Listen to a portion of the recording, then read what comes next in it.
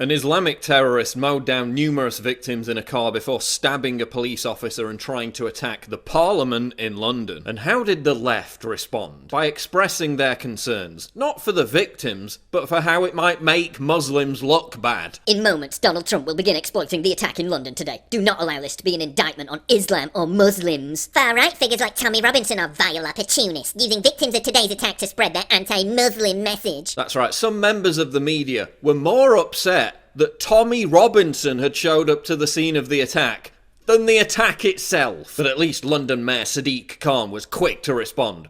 Oh no, that's right, it took him more than 5 hours to appear on camera. Trump's ignorant view of Islam could make both our countries less safe. It risks alienating mainstream Muslims. London has proved him wrong. Yeah, that tweet hasn't aged well, has it? But at least none of them was stupid enough to blame Donald Trump, right? Trump probably has a hand in this. Yeah, okay, but it's important to remember that hashtag not all Muslims are terrorists and that Muslims don't support this. Here's a screenshot from France 24 Arabic's live video feed. Note the smiley faces and the thumbs up. They're saying, quote, God curse the infidels, and quote, that's how the lone wolves of Allah operate. Here's a screenshot from Al Jazeera Live. I'm watching Al Jazeera Live, you wouldn't believe the number of likes. Well done and Allah Akbar. Here's a moderate Muslim perspective. I'm seeing rumblings that what's going on in London is an attack from radical Islam. If so, there was likely good reason for it. But hashtag not all Muslims, right? These cowardly bastards can maim, murder and terrorise all they like, but they'll never win. If by winning you mean changing society, then they are winning, with the full complicity of the left. Canada is currently debating a motion that will effectively criminalise Islamophobia. In other words, criticism of Islam.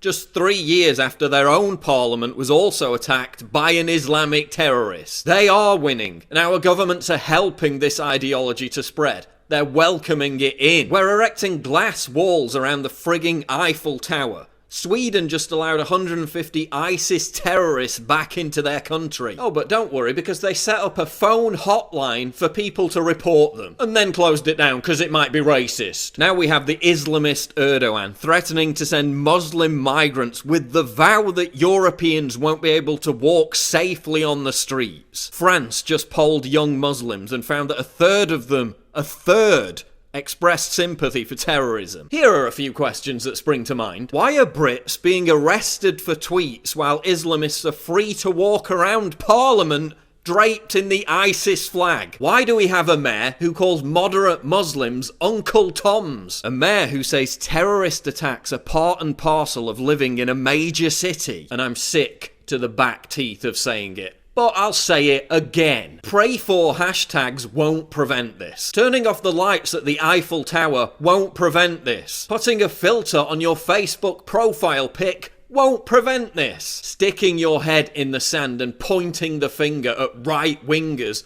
will not prevent this. And whether this terrorist turns out to be homegrown or a migrant or whatever, the belief system is the same, acknowledging that Islam is not a religion of peace and is in serious need of imminent reform, will prevent this. So don't intimidate and attack the Muslim reformists who are trying to make that happen. Not rolling out a red carpet into our country to be exploited by terrorists as they've done over and over again will prevent this. How many more mangled bodies on our streets will it take before that happens?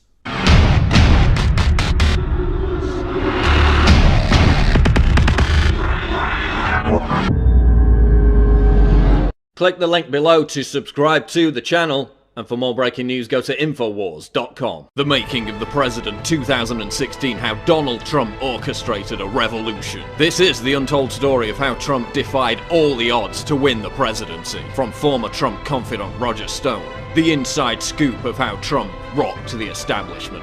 Get your signed copy of The Making of the President right now at InfoWarsStore.com.